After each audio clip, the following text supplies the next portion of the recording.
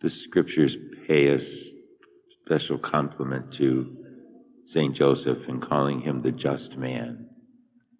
He was just not only in the fact of paying his debts, but he was just in the eyes of God. God had so entered into Joseph that the divine life was present in him. He was so filled with the love of God that he was willing to open his life to whatever God wanted him to do. That's Joseph's fidelity. Seeing that he wanted to divorce Mary when he found that she was pregnant and he hadn't understood how yet. It shows that he was a just man because he didn't want her to go through any shame, so he wanted to do it quietly, another sign of who he was. His fidelity to his call to be the foster father of Jesus and the husband of Mary, and his fidelity as a father, caring for Jesus when he was born, and all the things that he didn't quite understand, but he just kept going forward as God directed him.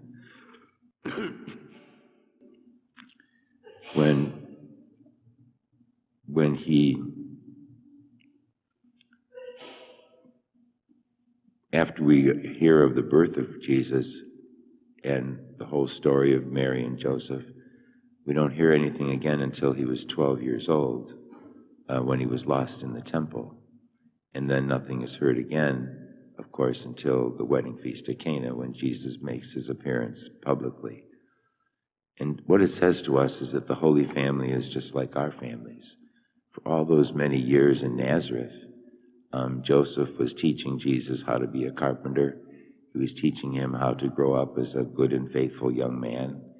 He was teaching him all the things that a good father teaches his son, and very quietly.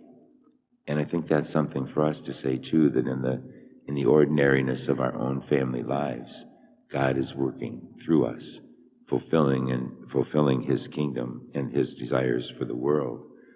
And so Joseph is an example to us, just being a faithful father every day, not understanding what exactly this child would be and what he would accomplish, but still being faithful to God.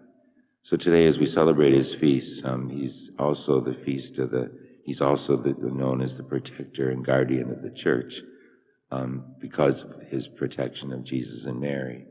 So today we thank God for St. Joseph and ask him through his prayers that we be faithful in our lives to whatever God asks us to do.